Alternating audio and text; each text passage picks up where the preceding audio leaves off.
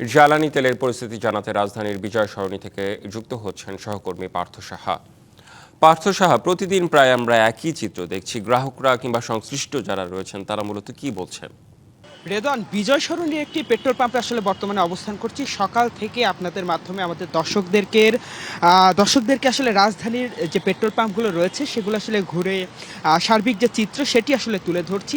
এই যে পেট্রোল পাম্পটিতে বর্তমানে অবস্থান করছে এটি ট্রাস্ট ফিলিং স্টেশন। এটি বাংলাদেশ সেনাবাহিনী দ্বারা পরিচালিত একটি পেট্রোল পাম্প। এখানে কিন্তু ২১ তারিখ থেকে অর্থাৎ ২১ তারিখ থেকে যে ফুয়েল পাস যে সিস্টেমটি চালু করা হয়েছে সেই সিস্টেমের আওতায় আনার পর থেকে কিন্তু এখানের যে লাইন সেটি অনেকটাই কমে এসেছে। বর্তমানে বাইক চালকদের দীর্ঘ অপেক্ষা আমরা দেখতে পাচ্ছি এবং সেই সাথে প্রাইভেট কার চালকদেরও কিন্তু দীর্ঘ লাইন ছিল, যদিও সেই লাইনটা বর্তমানে কিছুটা কম। তবে বাইকের যে দীর্ঘ সারি সেটি কিন্তু আসলে বর্তমানে দেখা যাচ্ছে। অনেকে বলছেন যে গতকাল রাত থেকে আসলে তারা এই লাইনে অবস্থান করছেন এবং তেলের জন্য কিন্তু এই জায়গায় তাদের আসা।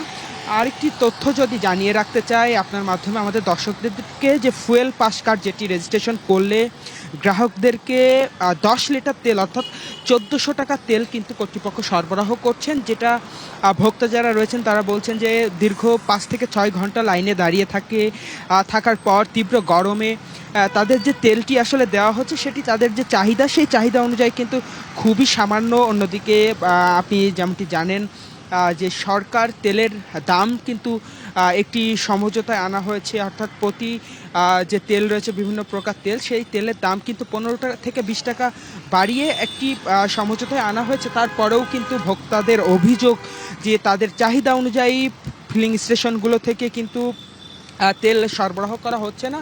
এদিকে এই যে সরবরাহের যে ব্যাপার, এই বিষয়ে কর্তৃপক্ষের সঙ্গে আমরা কথা বলেছি। কর্তৃপক্ষ আমাদেরকে জানাচ্ছেন যে ডিপো থেকে আসলে তাদের যে সরবরাহ সেটির ঘাটতির কারণেই বাজারে সমঝোতা আনলেও তেল আসলে ভোক্তাদের মধ্যে যেই বন্টন সেই বন্টনে কিছুটা বিঘ্ন ঘটছে। রেদন, এই ছিল আমার কাছে বিজয় সরণি থেকে বর্তমানে সবশেষ।